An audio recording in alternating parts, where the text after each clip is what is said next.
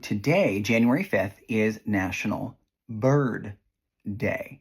And one of my all-time favorite stories is about the time when I was 10 years old and was attacked by a peach-faced lovebird. The term attacked I use very loosely, although it did feel like an attack. This story takes place in the summer of 1994. I was 10 years old. My mother at the time was a stay-at-home mom, and so she was home with myself and my brother, who at the time was 7.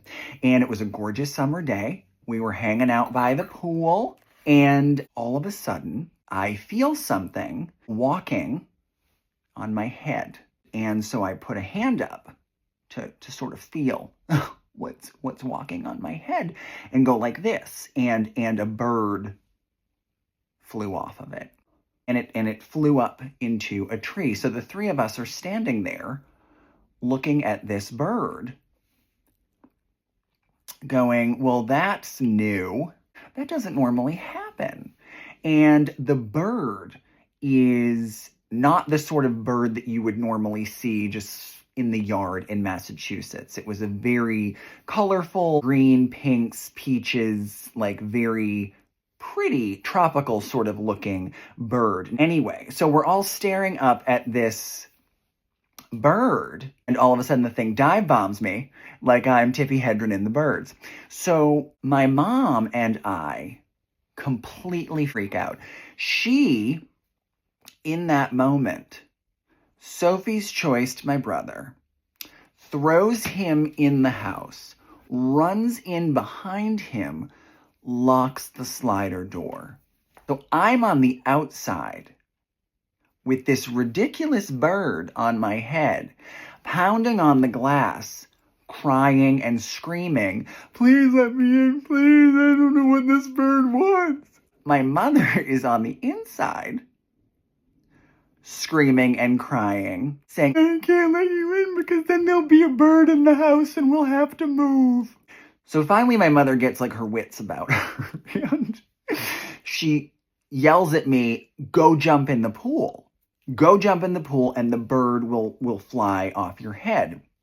So I run, I jump in the pool, and the bird does fly off, and I got out of that pool so fast. I ran to the slider door. She opened it a crack. She let me in. She locks it again. Like the bird was going to come and try to, like, get the door open. So I'm finally in the house.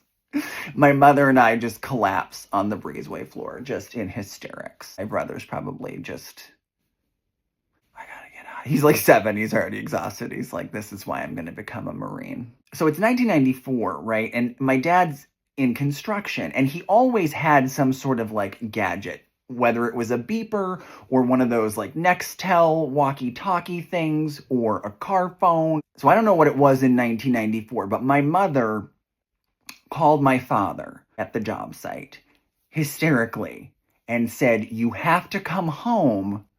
A bird keeps landing on Matt. And my father's like, what? And she's like, you have to come home. A bird keeps landing on Matt. And he's like, she's finally lost it.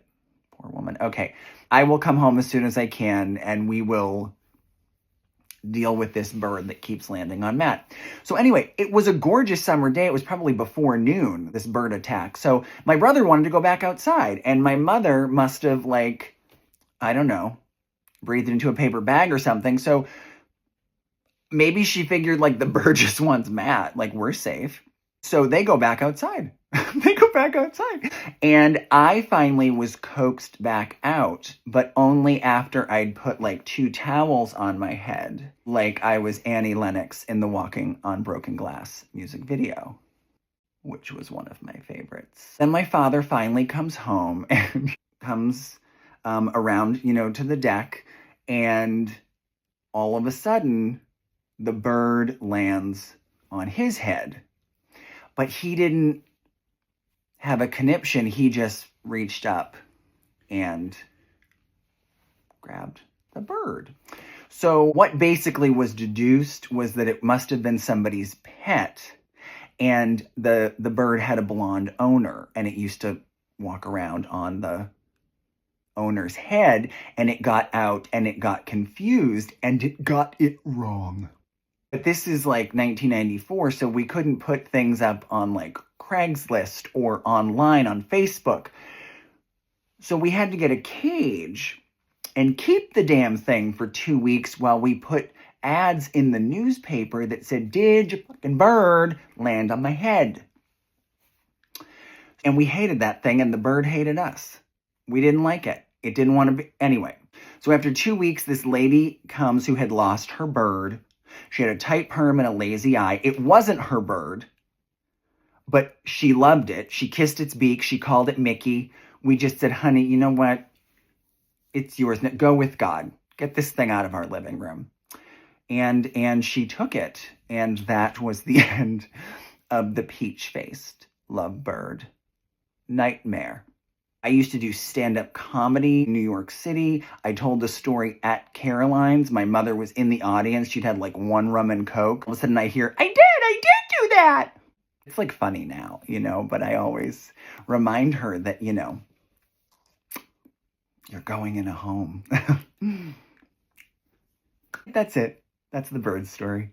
Happy bird day. Stay away from me, birds.